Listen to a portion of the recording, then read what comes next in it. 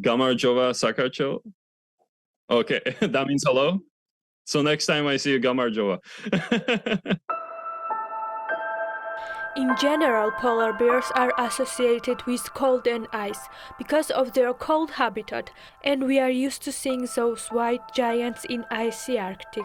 It has been more than 2 years since Slovakian-born photographer Martin Gregus has been changing this image. He is taking pictures of polar bears during the Arctic summer. Martin has spent 33 days in the Manitoba camp. Using a drone, Gregus has captured incredibly unusual moments. The photos open up a new world for us, in which we see a wide range of animal behaviors and attempts to survive in changing world. One of the standout photos from this series is a photo of a mother bear with her three-legged cub. Martin Gregus has won the prestigious Wildlife Photographer of the Year award for those photos. Yeah, so that picture was taken in 2020 when we were on our first expedition, and no one prepared us necessarily for what we were going to see on that expedition, and we didn't really think we would see a three-legged polar bear like that. Already seemed out of the question because, I mean, they're faced with so many challenges with climate change and everything that is going on in the Arctic. And then one morning we wake up and there's a polar bear, and she started trying to get into our camp. So I wake up in the morning and I look outside and, oh my God, there's a polar bear in our window. So I go and scare her off, and I look outside, and sure enough, I see her cub walking around, and he's limping and he's going kind of slowly, and he's making a lot of sounds. And I thought that was strange. And then I look back and I see that he only has 3 legs. So we decided to name him Hercules, Athena and Hercules. And we spent over 5 days with this cub, and we watched him as he kind of learned from his mom, copied everything his mom was doing, and we just saw the relationship sort of grow. And then eventually they left, and I kind of took that and went back home, and I wondered what was going to happen. He was 2 years old when we saw him, so the winter coming was going to be the last with his mom. So it was going to be the most challenging in his life. So I personally didn't think that he was going to make it. And then I won Wildlife Photographer of the last year, and people started noticing my photographs. And through that, someone sent me a picture of Hercules.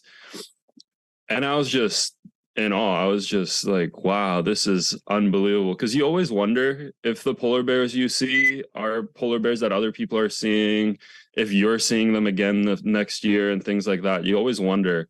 And because he has 3 legs, people notice him. So all of a sudden it was like, wow, okay, he did well. He survived.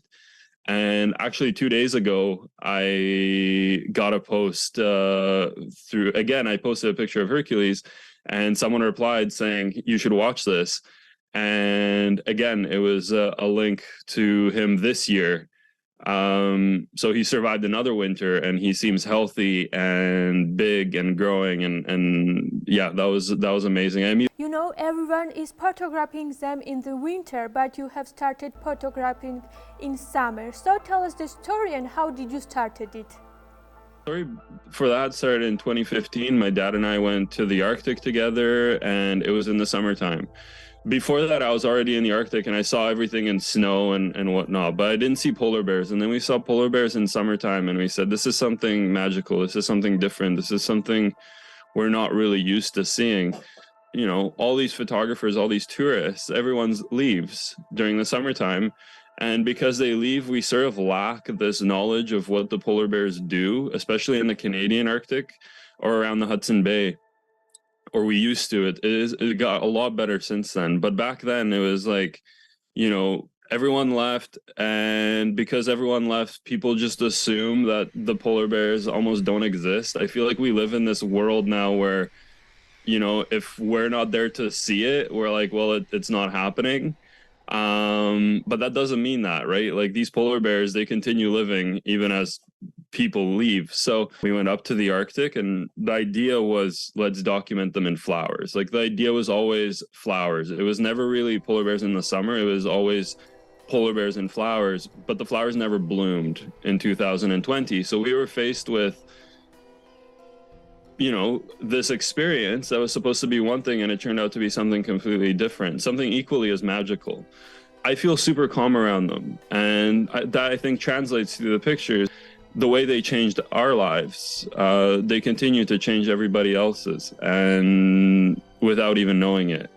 And I think that's really important, and I hope people realize that. And in the same way, it inspires people to do something about conservation and about climate change. And that was the idea at the start. You know, it was, let's do something different. Let's not hit people over the head with sad pictures of polar bears. Let's show them beautiful animals in the summer without any ice, and let's get that conversation going. Let's start somewhere.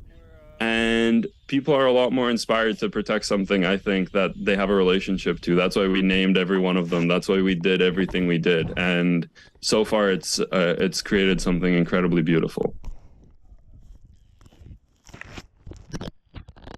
You mentioned that you are very comfortable around the bears, and I know there was one bear which was so comfortable around you that she even started to feeding her cubs next to you. And then finally, a mom showed up with her cubs, and we were able to build a relationship with them, a strong relationship. We spent over 7 or 8 days with this mom and cubs. And then one day we're at camp, and she kind of came to our front door a few meters away, maybe 15 meters, and lied down, and she fell asleep with her cubs, and they were there for a few hours already. And by this point, I know exactly what's going to happen once they wake up. They're either going to play, they're going to nurse, or something's going to happen. And so we just waited patiently. We watched them. She knew very well we were there. She would lift her eyes occasionally and just look. And then she got up and left. And the cubs, instead of following her, they kind of like woke up and they went back to sleep, and they played a little bit, and they came closer to us instead of her. And she went off to feed, and it was maybe an hour or so, and then she came back, picked them up, and they walked off. And I felt like a babysitter. I felt like a babysitter for polar bears. Like, left us to take care of them, and we kept them safe. And I mean, obviously we didn't go and pet them or anything. We kept our distance, but yeah, I still, that was one of those moments where it was fascinating to see, and it left a huge impact on us. I know that one of your favorite photos of polar bear is taken in water. So why it is? And tell us the story behind this photo. That picture came to mind in 2015 when we first saw that polar bear in the water with my father. And I always try and look at the world from a different perspective. I see the world and I think, okay, where can I put my camera that it's going to show something different? And in this case, we figured, okay, well, these polar bears, they're actually known as sea bears. They live in the water. They live on the ice. So I wanted to put a camera in the water, and I want to document these polar bears in the water. So how can I do it? And we built a custom boat with an underwater housing in the front, because obviously you're not crazy enough to actually get in the water with a polar bear. That would just be insane. And even for me. And so we built this camera, tested it in Vancouver, worked in the swimming pool. Everything was perfect.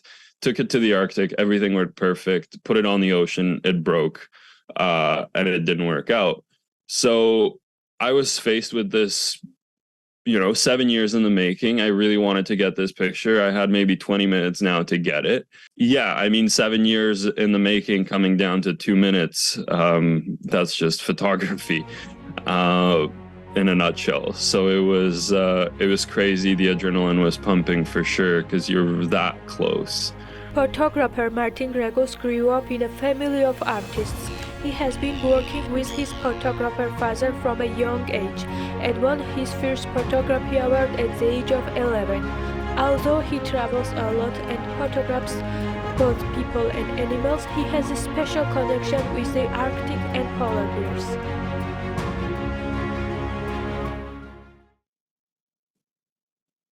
Yeah, for me, this has been my life.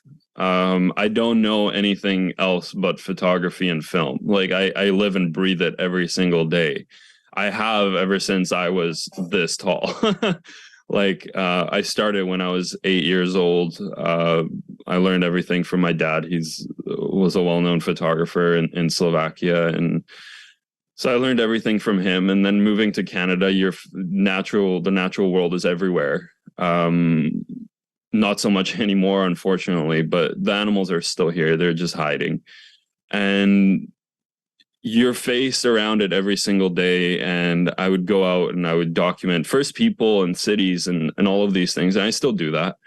But don't get me wrong, I love the tropics. I would definitely, if I could, I would live in the tropics and I would travel to the Arctic or Antarctic to film. But there is something about space. And I think that's the key word there is space. You know, living in cities, in traffic with people in such close proximity to all of this, we've become so disconnected to nature and we've become so disconnected from the natural world.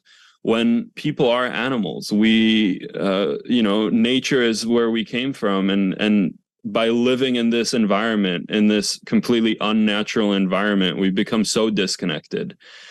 And through that, I go up north and I go out to Antarctica or Patagonia or all these wild places where you still get glimpses of what the world looked like before humanity, before we cultivated into what it is today.